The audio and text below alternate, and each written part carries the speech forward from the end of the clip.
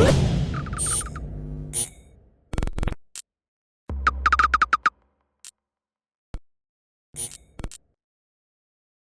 is Andi Purewal for Boxing Social in association with Betfred, and I'm joined by Brian Rose over Zoom. Brian, it's been a while since we last caught up, so how are you doing? How are things going?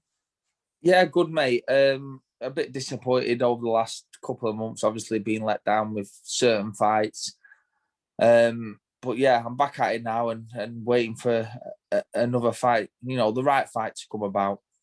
Let's just start off with the one fight in particular we all know you was hoping on and you believed was to be close, was the Austin Williams fight. That one falling through. It was meant to take place in Las Vegas. Just going back to it, Brian, just talk me through the entire situation. So how close was the fight to being announced? Were contracts signed, agreed? Just take me through that entire situation and how it all fell apart. Well, the contracts were sent to us, the money was confirmed, everything was done, and we signed them, sent them back. So as far as we were concerned, the deal was done. So I don't do things by halves. I booked a hotel, started getting on the prep food. If things cost money when you're in camp, especially when you're training for 4 or 5 weeks before it, knowing something's coming.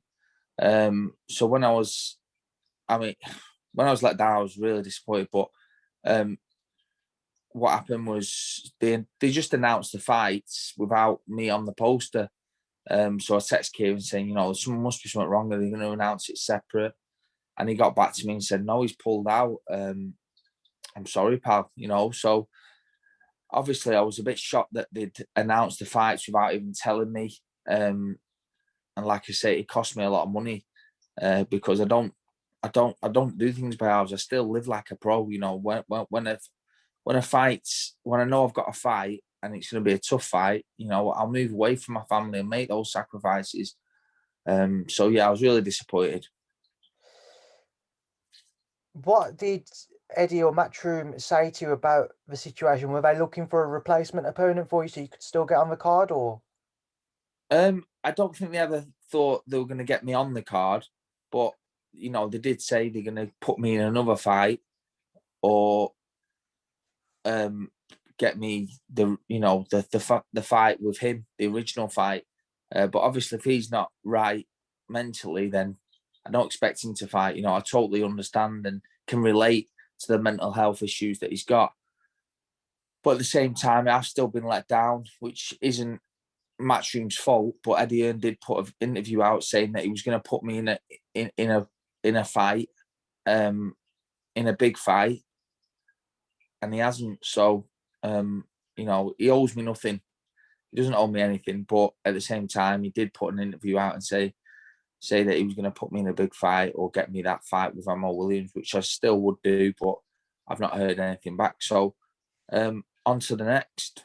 That is just something I wanted to touch on. We all saw the videos or posts from Ammo in the coming weeks in and around that fight and before it rather.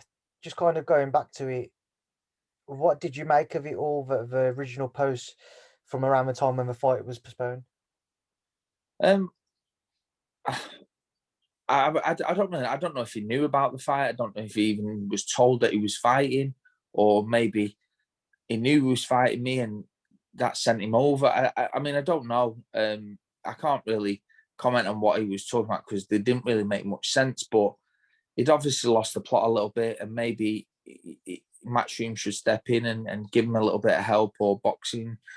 The boxing board over there, should look at helping fighters that are struggling, because people think boxers are really tough and can handle their emotions and the mental state, but you'll probably find boxers struggle more than anyone. On a bit of a selfish note for yourself, Brian, how much of a bitter pill was it to swallow because of the fact you've always said you had a dream to fight in Las Vegas? At that time, it didn't come through, but given the situation, how difficult was it to kind of come to terms with that for yourself? It was hard, and if I'm totally honest, I've always been honest. But even in fights where I know it's been tough, my chances of winning, I'll say my chances of winning. I know when I'm gonna win. I know when I'm really up against it. So the whole situation, I was devastated about the Las Vegas. You know, it was a dream come true for me to fight in Vegas. And let's not forget, a few weeks before that, Nikita Bibi, that fight was made, and he let me down. You know, so there was two fighters, and let's not forget the Scott Fitzgerald fight that he pulled out twice. So that's three matchroom fighters that have pulled out and wasted not just my time but my money as well. So for me, it was devastating. And if I'm totally honest, I find it hard to get up for any other fight. But there is certain fights out there that I will still would love and that I'd get up for. But there's certain fights that I probably wouldn't even take because I just haven't got that in me anymore to, you know, it's like I should be fighting a 6 round or something, keeping myself ticking over, but I don't want to do that. I want one or two big fights. I'm not doing it for the money. I'm doing it for my own mentality, my own mental thing, just so that I know I've pushed it as far as I can push it, and then I can retire a happy man. For yourself, Brian, are there any names that might be in the frame for yourself or you'd like to face? I was having to think about this earlier and just looking at people who are currently operating at middleweight who are just on the British scene. Sam Eggington's last fight was up at middleweight. Denzel Bentley looking to come back from his defeat to Felix Cash. He might be another name, and as you've mentioned to me before, Marcus Morrison. You know, are any of those guys people you'd consider facing? Yeah, I mean, if I'm honest, because of the Vegas thing, Denzel Bentley's just not someone that I get up for. Even Marcus Morrison now, like that ship sailed, like it's past. You know, it was spoke about and nothing ever materialised. Sam Eggington interests me. We're both from Birmingham. He's not one to shy away from a fight, and neither am I. So I know for a fact if he agreed on the fight, he'd fight me. You know, there'd be no pulling out because you know what, I respect him as a fighter. I respect what he's done and how limited he was to start with, but now he's proved that he's European level. You know, he might even go on to fight for a world title. So for him to do that, he needs to fight names like me before he gets to that. So there's no reason why that fight can't be made. I'd be well up for that fight, and I honestly think I would beat Sam Eggington. But like I say, I respect him massively and what he's achieved. He's proof that hard work and dedication can get you to the top, and that's what he's done. So every credit to him. And obviously Scott Fitz fight, but like I say, I can't trust him. You know, they can talk about fights in months' time, but in a few months' time, I could train for 8 weeks, then he could pull out, and I just can't do that. I'm not in a position to. I'm too old and I have too much to do to be messed around in fights. So someone like Sam Eggington, I know he'd fight me. It's just about whether he'd agree and want the fight. Brian, do you have a time period in mind as to when, if a certain fight or a certain level of fight isn't proposed to you, isn't put to you, then you would then have to consider leaving the sport, walking away from professional boxing? There's no talent, but it's very soon. Very soon. We're talking probably weeks because I've had enough. I'm sick of false promises, and I never thought I'd say that, but I'm falling out of love with boxing because of it. And it's not the boxing. I love having a fight, and I love the training still, but I just hate the politics. How someone can have you train for 4 or 5 weeks and then just decide they're going to pull out and nothing put in place to, there's your money back, or there's a fight at least to get your money back. There's nothing put in place for that. And I'm just not in a position to do that. I can be out earning money. I can be at my gym earning money. I can be doing my podcast. There's so many other things I can be doing apart from training for nothing.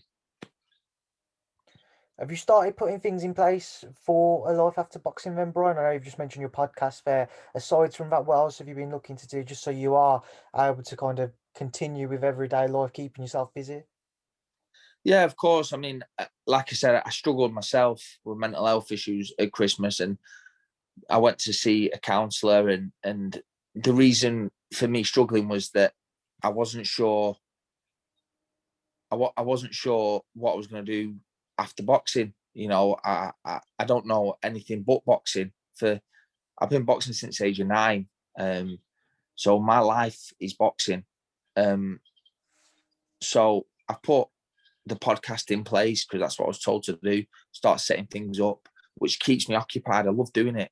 You know, as you probably know yourself, speaking to boxers, you know, it's probably a dream for you to be speaking to certain boxers. Well, of course, speaking to me, but you know, I bet some of the people that you spoke to over camera, you know, you have to pinch yourself sometimes.